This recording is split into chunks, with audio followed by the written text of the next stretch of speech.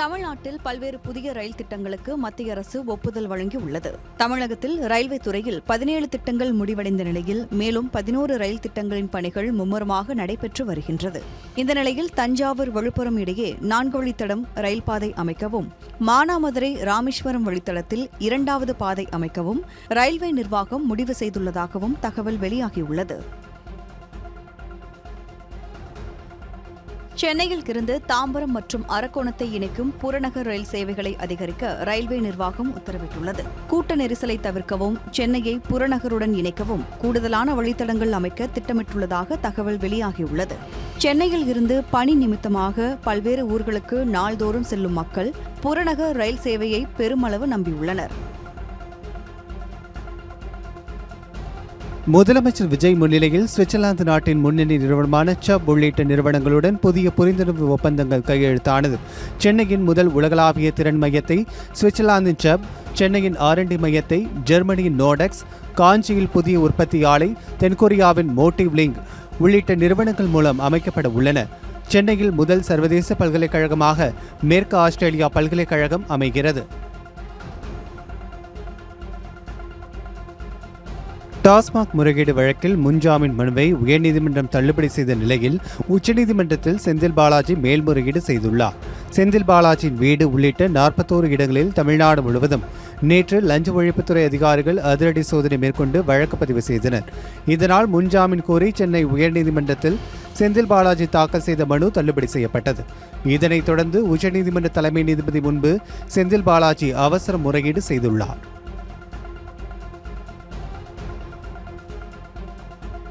செந்தில் பாலாஜி காவல் நிலையத்தில் தொடர்ந்து ஆஜராகாவிட்டால் சட்ட நடவடிக்கை மேற்கொள்ள காவல்துறை முடிவெடுத்துள்ளதாக தகவல் வெளியாகியுள்ளது. டாஸ்மாக் முறைகேடு புகார் தொடர்பாக முன்னாள் அமைச்சர் செந்தில் பாலாஜி உள்ளிட்டோர் மீது லஞ்ச ஒழிப்புத்துறை சோதனை நடத்தியது. உடனடியாக முன்ஜாமீன் கேட்டு சென்னை உயர்நீதிமன்றத்தில் செந்தில் பாலாஜி தாக்கல் செய்த ஜாமீன் மனுவை நீதிபதி இளந்திரையன் தள்ளுபடி செய்தார். இதன் காரணமாக செந்தில் பாலாஜி வியாழக்கிழமை திருவல்லிக்கேணி காவல் நிலையத்தில் ஆஜராகாததால் காவல்துறை சட்ட நடவடிக்கை எடுக்க உள்ளதாக கூறப்படுகிறது. தமிழ்நாட்டிற்கு 15 நாட்களுக்கு 3500 கன அடி நீர் தண்ணீர் திறக்க வேண்டும் என்று காவிரி மேலாண்மை ஆணையம் உத்தரவிட்டுள்ளது. தமிழ்நாட்டிற்கு 15 நாட்களுக்கு 3500 TMC தண்ணீரை திறக்க வேண்டும் என்று காவிரி ஒழுங்காற்றுக்குழு பரிந்துரை செய்திருந்தது. ஆனால் இதனை ஏற்க கர்நாடக முதலமைச்சர் DK சிவகுமார் மறுத்து வருகிறார். தமிழக முதலமைச்சர் விஜய் கர்நாடகா வர உள்ளதாக அம்மாநில முதலமைச்சர் DK சிவகுமார் தெரிவித்துள்ளார்.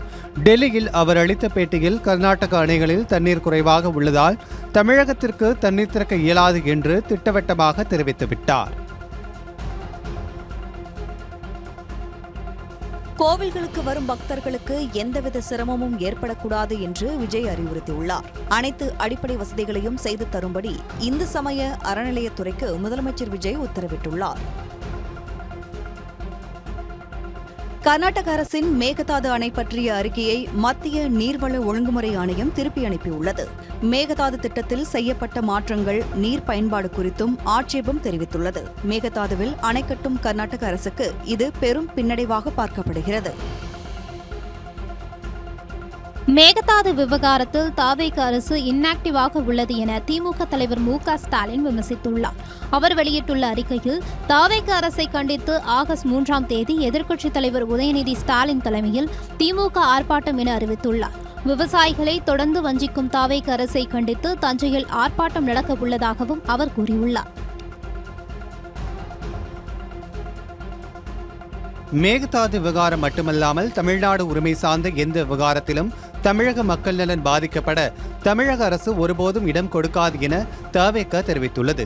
இதுகுறித்து பதிவிட்டுள்ள தவேக தனது எக்ஸல பதிவில் திமுக ஆட்சியில் இருந்தபோது ஆக்டிவாக இருந்திருந்தால் இன்று தமிழக மக்கள் திமுக இன்ஆக்டிவ் மோடுக்கு தள்ளியிருக்க மாட்டார்களே என குறிப்பிட்டுள்ளது. மேகதாது அணை எதிர்ப்பு தீர்மான திருத்த நிறைவேற்றத்தை ரத்து செய்ய கோரிய மனு தொடர்பாக தலைமை செயலாளர், பேரவை செயலாளர், மத்திய ஜல்சக்தி துறை 2 வாரங்களில் பதிலளிக்க சென்னை உயர்நீதிமன்றம் உத்தரவிட்டுள்ளது. அதிமுக கொறடா அக்ரி கிருஷ்ணமூர்த்தி தொடர்ந்த வழக்கில் தீர்மான நகலில் இல்லாத திருத்தத்தின் மீது எந்த விவாதமும் நடத்தாமல் தீர்மானம் நிறைவேற்றப்பட்டதாக வாதிடப்பட்டது.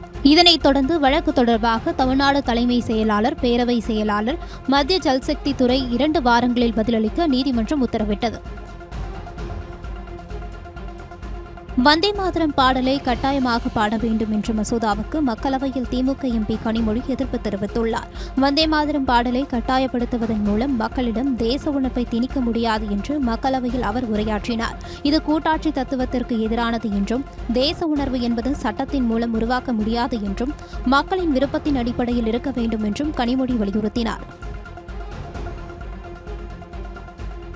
சட்டப்பேரவை தேர்தல் தோல்வியை தொடர்ந்து சரியாக பணியாற்றாத மாவட்ட செயலாளர்கள் மீது திமுக நடவடிக்கை எடுக்க உள்ளதாக தகவல் வெளியாகியுள்ளது. சட்டமன்ற தேர்தலில் சரியாக பணியாற்றாத மாவட்ட செயலாளர்கள் மற்றும் நிர்வாகிகள் விவரங்களை திமுக தலைமை சேகரித்து வருகிறது. இந்த நிலையில் சரியாக செயல்படாத மாவட்ட செயலாளர்கள் மீது கட்சி ரீதியாக நடவடிக்கை இருக்கும் என்று வெளியான தகவலால் நிர்வாகிகள் கலக்கமடைந்துள்ளனர். தமிழ்நாட்டில் இனி எந்த ஒரு புதிய திட்டத்திற்கும் திராவிட தலைவர்களின் பெயர்கள் சூட்டப்பட மாட்டாது என்று தகவல் வெளியாகியுள்ளது. கடந்த திமுக ஆட்சியில் கலைஞர் என்று பெயரிடப்பட்ட திட்டங்களை பொதுவான தலைவர்கள் பெயருக்கு மாற்ற தமிழக அரசு நடவடிக்கை மேற்கொண்டுள்ளது. கிளாம்பாக்கம் பேருந்து நிலையத்திற்கும் அயோத்திதாசர் பண்டிதர் பெயர் வைக்க பரிசீலிக்கப்பட்டது. ஆனால் பெயர் மாற்றம் இல்லை என்று அறிவிக்கப்பட்டது.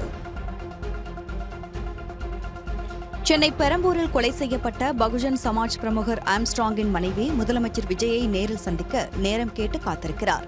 சிபிஐ விசாரணைக்கு எதிராக திமுக அரசு உச்சநீதிமன்றத்தில் தாக்கல் செய்த மனு தாவேக அரசு அமைந்ததும் திரும்பப் பெறப்பட்டது. இதற்கு நன்றி தெரிவிக்க முதலமைச்சரை ஆம்ஸ்ட்ராங்கின் மனைவி பொற்கொடி சந்திக்க உள்ளதாக கூறப்படுகிறது. தாம்பரம் அருகே ஜிஎஸ்டி சாலையில் சென்று கொண்டிருந்த கனரக லாரியின் டயர் வெடித்து விபத்துக்குள்ளானதில் இரும்புலியூரிலிருந்து பெருங்களத்தூர் வரை கடும் போக்குவரத்து நெரிசல் ஏற்பட்டது. இதன் காரணமாக வண்டலூரிலிருந்து சென்னை நோக்கி செல்லும் ஜிஎஸ்டி சாலையில் இரும்புலியூரிலிருந்து பெருங்களத்தூர் வரை நீண்ட வரிசையில் வாகனங்கள் அணிவகுத்து நின்றன. திருப்பத்தூர் மற்றும் ஜோலார்பேட்டை நகராட்சிகளில் ஒப்பந்த அடிப்படையில் பணியாற்றும் தூய்மை பணியாளர்கள் கடந்த 5 மாதங்களாக சம்பளம் வழங்கவில்லை என நகராட்சி ஆணையரை முற்றுகையிட்டு போராட்டத்தில் ஈடுபட்டனர். கடந்த 5 மாதங்களாக சம்பளம் வழங்கப்படாமல் இருப்பதாகவும், இது குறித்து பலமுறை ஒப்பந்ததாரரிடம் முறையிட்டும் எந்த நடவடிக்கையும் எடுக்கப்படவில்லை என்றும் முறையிட்டனர். திருவள்ளூர் மாவட்டம் அத்திப்பட்டில் உள்ள வடசென்னை அனல்மின் நிலைய வாயிலில் பல்வேறு கோரிக்கைகளை வலியுறுத்தி ஒப்பந்த தொழிலாளர்கள் காத்திருப்பு போராட்டத்தில் ஈடுபட்டனர். இதன் காரணமாக 100க்கும் மேற்பட்ட காவல்துறையினர் பாதுகாப்பு பணிகளுக்காக குவிக்கப்பட்டதால் பரபரப்பு நிலவியது. கள்ளக்குறிச்சி மாவட்டம் சங்கராபுரம் அருகே இடத்தகராறு காரணமாக பக்கத்து வீட்டுக்காரரை தாக்கியதாக 4 பேரை போலீசார் கைது செய்தனர். மூக்கனூர் கிராமத்தைச் சேர்ந்த துரைராஜ் மற்றும் அண்டை வீட்டைச் சேர்ந்த திருமூர்த்திக்கும் பண பரிவர்த்தனை மற்றும் இடம் தொடர்பான பிரச்சினை இருந்து வந்ததாக கூறப்படுகிறது. இந்த இரு தரப்பினர் இடையே வாக்குவாதம் முற்றிய நிலையில் கட்டையால் தாக்கியதாக கூறப்படுகிறது. திருவாரூரில் சிகிச்சைக்காக வந்த பெண்ணிடம் தவறாக நடந்து கொள்ள முயன்ற சித்த மருத்துவரை போலீசார் கைது செய்தனர்.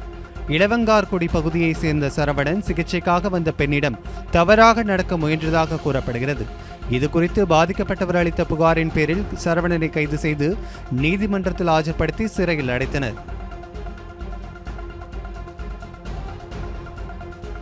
ஈரோட்டில் 9 வயது சிறுமிக்கு பாலியல் தொல்லை அளித்த வடமாநில தொழிலாளியை பொதுமக்கள் பிடித்து தர்ம அடி கொடுத்து போலீசில் ஒப்படைத்தனர். பீகார் மாநிலம் பாட்னாவைச் சேர்ந்த சூரஜ்குமார் என்பவர் ஈரோட்டில் கட்டிட வேலை செய்து வருகிறார். இந்நிலையில் இவர் 9 வயது சிறுமிக்கு கடந்த 4 நாட்களாக தொடர்ந்து பாலியல் தொல்லை கொடுத்ததால் சிறுமி தனது பெற்றோரிடம் தெரிவித்தார். காலியாக உள்ள துணைவேந்தர்கள் பதவியை நிரப்ப உயர்நீதிமன்றத்தின் அனுமதியை தமிழக அரசு கோரியுள்ளது. அரசுக்கு விதிக்கப்பட்ட தடையை உச்சநீதிமன்றம் ரத்து செய்ததை அடுத்து உயர்நீதிமன்றத்தில் தமிழக அரசு மனு தாக்கல் செய்துள்ளது. திமுக வேட்பாளராக வெற்றி பெற்ற எம்எல்ஏ பதவியை ராஜினாமா செய்துவிட்டு தாவேகாவில் இணைய உள்ளதாக வெளியான தகவலை ஓ பன்னீர்செல்வம் முற்றிலும் மறுத்துள்ளார். ஓபிஎஸ் தனது சட்டப்பேரவை உறுப்பினர் பதவியை ராஜினாமா செய்ய உள்ளதாகவும் தாவேகாவில் அவருக்கு மிக முக்கியமான பொறுப்பு வழங்கப்பட உள்ளதாகவும் தகவல்கள் வெளியாகின. இந்த செய்திகளில் எந்தவித உண்மையும் இல்லை என ஓபிஎஸ் திட்டவட்டமாக அறிவித்துள்ளார். பாலியல் அத்துமீறல் தொடர்பான அனைத்து வழக்குகளையும் 2 மாதங்களுக்குள் விசாரிக்க வேண்டும் என்று சென்னை உயர்நீதிமன்றம் உத்தரவிட்டுள்ளது. பாலியல் வழக்குகளை விரைந்து விசாரித்து தண்டனை வழங்க வேண்டும் என்ற கோரிக்கையை பல்வேறு தரப்பினரும் வலியுறுத்தி வருகின்றனர். இந்நிலையில் பாலியல் அத்துமீறல்கள் தொடர்பான அனைத்து வழக்குகளையும் 2 மாதங்களுக்குள் விசாரிக்க வேண்டும் என்று அனைத்து மாவட்ட விசாரணை நீதிமன்றங்களுக்கும் சென்னை உயர்நீதிமன்றம் உத்தரவிட்டுள்ளது. விபத்தில் காயமடைந்த நபரை மருத்துவமனையில் அனுமதிக்கும் நபரின் விவரங்களை பதிவு செய்ய வேண்டும் என்று உயர்நீதிமன்றம் உத்தரவிட்டுள்ளது. இருசக்கர வாகன விபத்தில் காயமடைந்தவரின் நகைகள், பணம், செல்போன் திருடப்படுவதாக புகார் எழுந்த நிலையில் இந்த உத்தரவை உயர்நீதிமன்றம் பிறப்பித்துள்ளது. ஓசூரில் அரசு நிலங்களில் காங்கிரஸ் எம்பி கோபிநாத் செய்த ஆக்கிரமிப்புகளை அகற்ற சென்னை உயர்நீதிமன்றம் உத்தரவிட்டுள்ளது. இது தொடர்பான வழக்கில் காங்கிரஸ் எம்பிக்கு நோட்டீஸ் அனுப்பி உண்மைத்தன்மையை சரிபார்க்க வேண்டும் என நீதிபதிகள் தெரிவித்தனர்.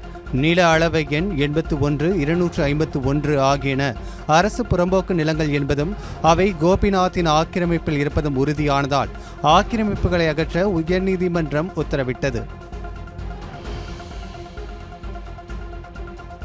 திருப்பூர் மாவட்டம் காங்கேயம் முத்தூர் பகுதியில் மளிகை கடையில் அதிபயங்கர வெடிமருந்துகள் பதுக்கி வைத்திருந்த 2 பேரை காவல்துறையினர் கைது செய்தனர்.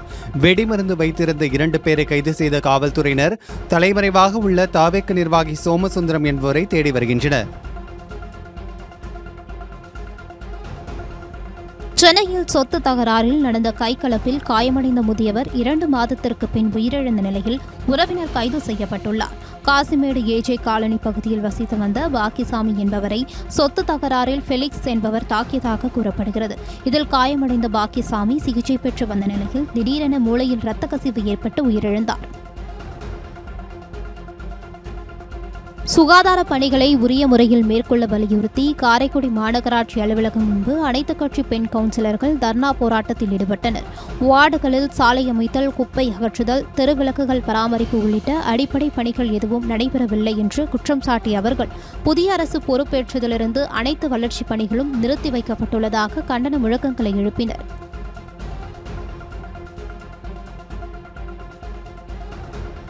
உயர்நீதிமன்ற உத்தரவை மீறி புதுக்கோட்டையில் கோவில் திருவிழாவில் பட்டியலின மக்களை வழிபட விடாமல் தடுத்ததாக மாற்று சமூகத்தை சேர்ந்த 41 பேர் மீது வழக்கு பதிவு செய்யப்பட்டுள்ளது. வளவம்பட்டி கிராமத்தில் உள்ள மூங்கில் ஐயனார் கோவில் திருவிழாவில் பட்டியலின மக்கள் சென்றனர். அவர்களை அதே கிராமத்தை சேர்ந்த சிலர் தடுத்து நிறுத்தியுள்ளனர். உயர்நீதிமன்ற உத்தரவை மீறி அவர்கள் நடந்து கொண்டதால் 41 பேர் மீது வன்கொடுமை தடுப்பு சட்டத்தின் பல்வேறு பிரிவுகளில் போலீசார் வழக்கு பதிவு செய்தனர். சேலம் மாவட்டம் மேட்டூர் அடுத்த வனவாசியில் பொதுமக்களுக்கு இடையூறாக உள்ள டாஸ்மாக் கடையை மூடக்கோரி இந்திய கம்யூனிஸ்ட் கட்சியினருடன் இணைந்து பொதுமக்கள் பூட்டு போடும் போராட்டத்தில் ஈடுபட்டனர். 2 மாதத்திற்கு முன்பு கடையை வேறு இடத்திற்கு மாற்றுவதாக அதிகாரிகள் வாக்குறுதி அளித்திருந்தனர்.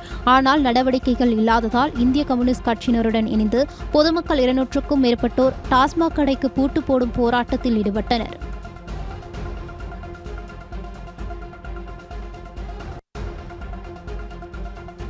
ஈரோடு மாவட்டம் சத்தியமங்கலம் அருகே உள்ள கடம்பூர் மலைப்பகுதியில் கடும் வறட்சி காரணமாக நிலத்தடி நீர்மட்டம் சரிந்துள்ளதால் ஆழ்துளை கிணறுகள் வறண்டு குடிநீர் தட்டுப்பாடு ஏற்பட்டுள்ளது. இதனால் அங்கன்வாடி மையத்தில் குழந்தைகளுக்கு சமைக்க கூட தண்ணீர் இல்லாத நிலை ஏற்பட்டுள்ளதாக சமையலர் வீடியோ வெளியிட்டு வேதனை தெரிவித்துள்ளார்.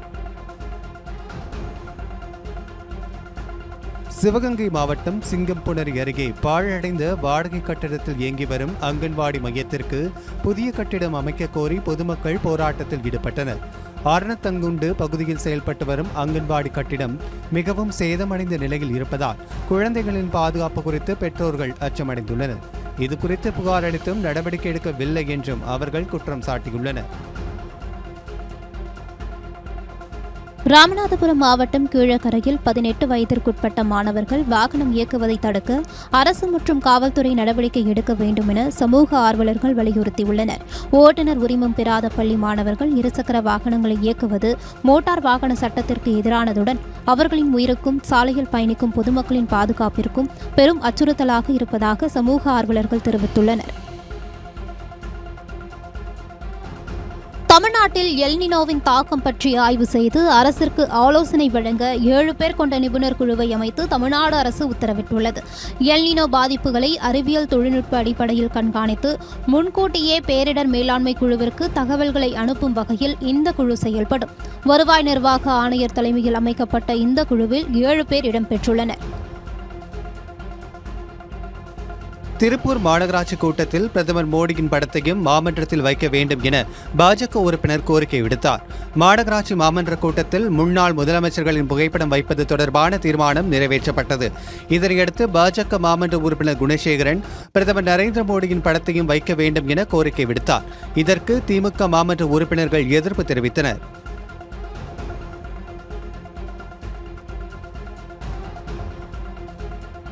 திருவண்ணாமலை மாவட்டம் ஆரணி அருகே ஆடல் பாடல் நிகழ்ச்சியில் முன்னாள் ராணுவ வீரரை போலீசார் தாக்கிய வீடியோ சமூக வலைதளங்களில் வைரலாகி வருகிறது. அர்ஜுனாபுரம் கிராமத்தில் கோவில் திருவிழாவை ஒட்டி நடைபெற்ற ஆடல் பாடல் நிகழ்ச்சியில் முன்னாள் ராணுவ வீரர் ரமேஷ் பாபு மற்றும் தற்போது ராணுவத்தில் பணியாற்றி வரும் பிரபாகரன் ஆகியோர் நடனமாடியுள்ளனர். போலீசார் அவர்களை தடுத்தபோது தகராறு ஏற்பட்ட நிலையில் போலீசார் ரமேஷ் பாபுவை தாக்கியுள்ளனர். வைகை அணையில் மின் மோட்டார்கள் மூலம் தண்ணீர் திருடப்படுவதாக தொடர் புகார் வந்ததை அடுத்து தேனி மாவட்ட ஆட்சியர் வைகை அணையின் நீர்த்தேக்க பகுதிகளில் ஆய்வு மேற்கொண்டார். அப்போது அணையின் நீர்த்தேக்க பகுதிகளில் இருந்து மின் மோட்டார் மூலமாகவும் பைப்புகள் மூலமாகவும் தண்ணீர் திருடப்படுவது கண்டறியப்பட்டது. இதனையடுத்து சட்டவிரோதமாக தண்ணீர் எடுப்பதற்கு பயன்படுத்திய புட்வால் பொருத்தப்பட்ட 45 பைப்புகள் மற்றும் 3 மின் மோட்டார்கள் பறிமுதல் செய்யப்பட்டது. சேலம் மாவட்டம் எடப்பாடி அருகே அரசு புறம்போக்கு இடத்தில் சட்டவிரோதமாக கள்ளச்சாராயம் காய்ச்சிய நெசவு தொழிலாளி கைது செய்யப்பட்டார். அப்பகுதியில் சோதனை செய்த போலீசார் கள்ளச்சாராயம் தயாரிப்பதற்காக ஊற வைக்கப்பட்டிருந்த 200 லிட்டர் ஊரலை பறிமுதல் செய்து அழித்தனர். இதனைத் தொடர்ந்து வெள்ளாடி வலசு பகுதியைச் சேர்ந்த பெரியமாதி என்பவரை போலீசார் கைது செய்தனர்.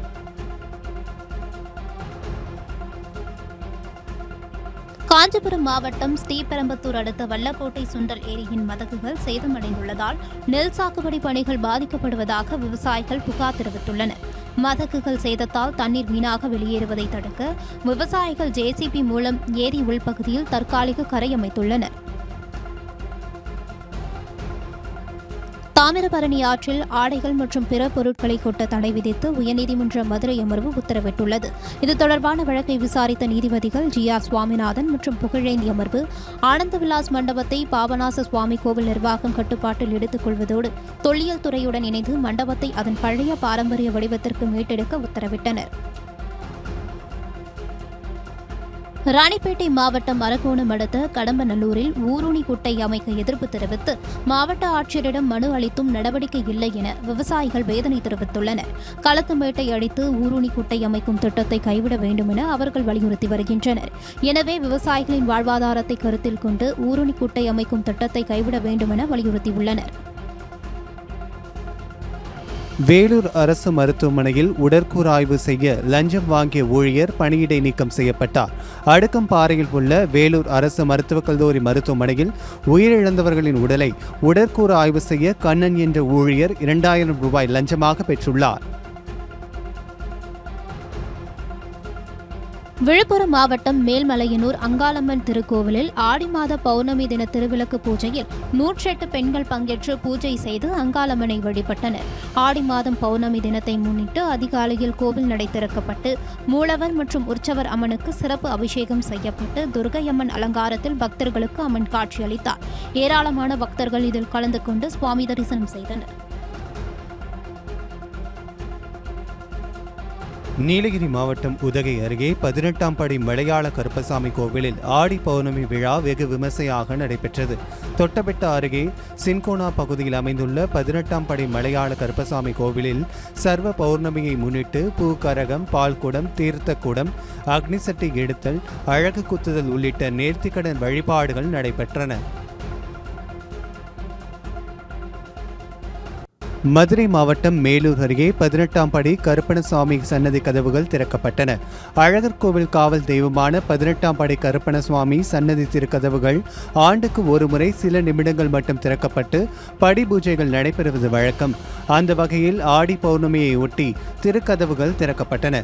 நீதிபதிகள் நடிகரும் இயக்குநருமான அஜய் பாலாஜி மற்றும் நடிகர் விதாத் உள்ளிட்டோர் சாமி தரிசனம் செய்தனர்.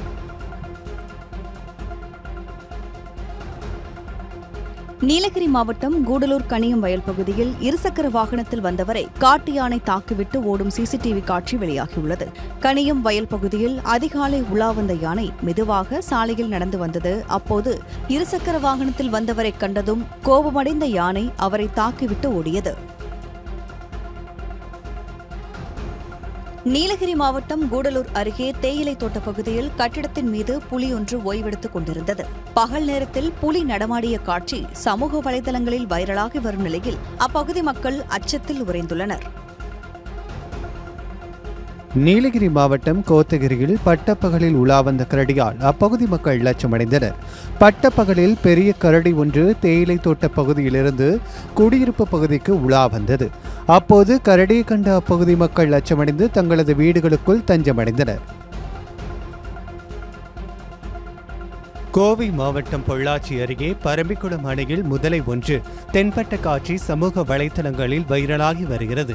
பரம்பிக்குளம் அணையில் மூங்கில் படகில் சுற்றுலா சென்ற பயணிகள் அணையின் கரையோரத்தில் முதலை ஒன்று வெயிலில் படுத்திருந்ததைக் கண்டு வீடியோ பதிவு செய்தனர். அந்த காட்சி தற்போது வெளியாகி பொதுமக்களிடையே அச்சத்தை ஏற்படுத்தியுள்ளது.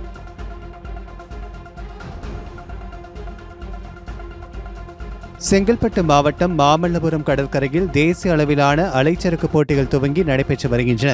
3 நாட்கள் நடைபெறும் இந்த போட்டியில் 14 வயது 18 வயது ஓபன் என 3 பிரிவுகளாக நடைபெறுகிறது. இதில் தமிழ்நாடு, கேரளா, கர்நாடகா, மும்பை, மகாராஷ்டிரா, கோவா உள்ளிட்ட 9 மாநிலத்தை சேர்ந்த 80 அலைச்சறுக்கு வீரர்கள் பங்கேற்று தங்கள் திறமைகளை வெளிப்படுத்தி வருகின்றனர். தமிழக விவசாயிகளின் போராட்ட அறிவிப்பை அடுத்து நாமக்கல் மாவட்டம் கீரம்பூர் சுங்கசாவடியில் கர்நாடக வாகனங்களை போலீசார் தடுத்து நிறுத்தி மாற்றுப்பாதை வழியாக அனுப்பி வைத்து வருகின்றனர். கர்நாடக அரசு மேகதாதுவில் அணை கட்ட எடுத்து வரும் முயற்சியை கண்டித்து உழவர் பெருந்தலைவர் நாராயணசுவாமி நாயுடு, தமிழக விவசாயிகள் சங்கத்தினர் நாமக்கல் மாவட்டம் ஓவியம்பாளையம் தேசிய நெடுஞ்சாலையில் கர்நாடக பதிவெண் வாகனங்களை தடுத்து நிறுத்தும் போராட்டத்தை அறிவித்திருந்தனர். கர்நாடகாவில் 7000க்கும் மேற்பட்ட கல்லூரி மாணவர்களுக்கு HIV தொற்று உறுதி செய்யப்பட்ட சம்பவம் அதிர்ச்சியை ஏற்படுத்தியுள்ளது. 2023-24ஆம் ஆண்டு வரை 18 முதல் 35 வயதுக்கு உட்பட்ட HIV பாதித்த இளைஞர்களின் எண்ணிக்கை 44,500ஆக இருந்தது. தற்போது அந்த எண்ணிக்கை 66,600 என அதிகரித்துள்ளது. மாநிலத்தில் மொத்தம் 2,60,000 பேர் பாதிக்கப்பட்ட நிலையில் 2,05,000 பேர் மட்டுமே சிகிச்சை பெறுவதாகவும் 54,000க்கும் மேற்பட்டோர் தங்களுக்கு பாதிப்பு இருப்பதை உணராமலேயே வாழ்வதாகவும் கூறப்பட்டுள்ளது.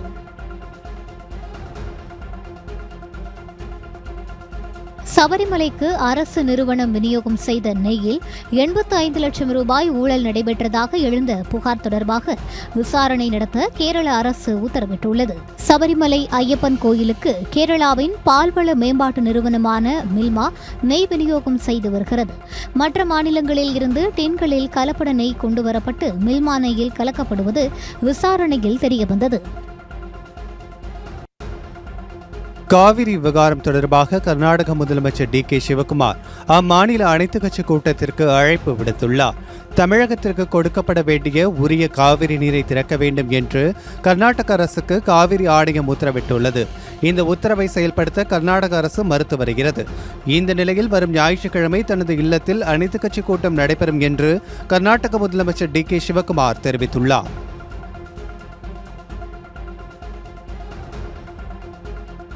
டெல்லி ஜந்தர் மந்தரில் நீட் தேர்வு முறைகேட்டுக்கு எதிராக மாணவர்கள், இளைஞர்கள் நடத்திய போராட்டம் தொடர்பாக பதிவு செய்யப்பட்ட 13 வழக்குகளை திரும்பப் பெற டெல்லி அரசு அரசாணை வெளியிட்டுள்ளது.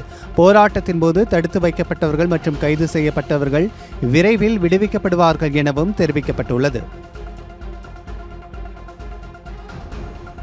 மீண்டும் போராட்டம் வெடிக்கும் என்று கரப்பான்பூச்சி ஜனதா கட்சி எச்சரிக்கை விடுத்ததை அடுத்து ஜந்தர் மந்தரில் இரும்பு தடுப்புச் சுவர்கள் அமைக்கப்பட்டு பாதுகாப்பு அதிகரிக்கப்பட்டு வருகிறது.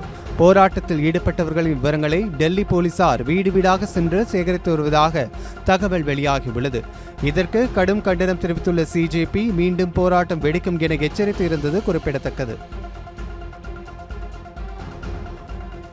குறைந்த செலவில் தாய்லாந்து சுற்றுலா என சமூக ஊடகங்கள் வாயிலாக ஆசை வார்த்தை கூறி அதை நம்பி வந்த கணவன் மனைவி உள்பட 3 இந்தியர்கள் 5 பேர் கொண்ட கும்பலால் கடத்தப்பட்டனர். அவர்களை பாங்காக்கில் அடைத்து வைத்து உறவினர்களிடம் தொடர்பு கொண்டு பிணைத்தொகை கேட்டு அந்த கும்பல் மிரட்டியுள்ளது. கிரிப்டோ கரன்சி கேட்டு குடும்பத்தினரை மிரட்டிய 5 பேர் கும்பல் குடும்பத்தினரின் புகாரை அடுத்து இந்திய தூதரகம் உதவியோடு கைது செய்யப்பட்டுள்ளது. மும்பையில் பள்ளிகளுக்கு அருகில் வடா பாவ், சமோசா உள்ளிட்ட தின்பண்டங்கள் விற்க தடை விதித்து புதிய உணவு பாதுகாப்பு அதிகாரி உத்தரவிட்டுள்ளார். உடலுக்கு தீங்கு விளைவிக்கும் பொருட்கள் மாணவர்கள் உடல்நலனை பாதிப்பதால் அதிரடி உத்தரவு பிறப்பிக்கப்பட்டுள்ளது. வீதி உணவுகள் சர்வசாதாரணமாக கிடைக்கும் மும்பை போன்ற நகரில் இது பெரிய சவால்தான்.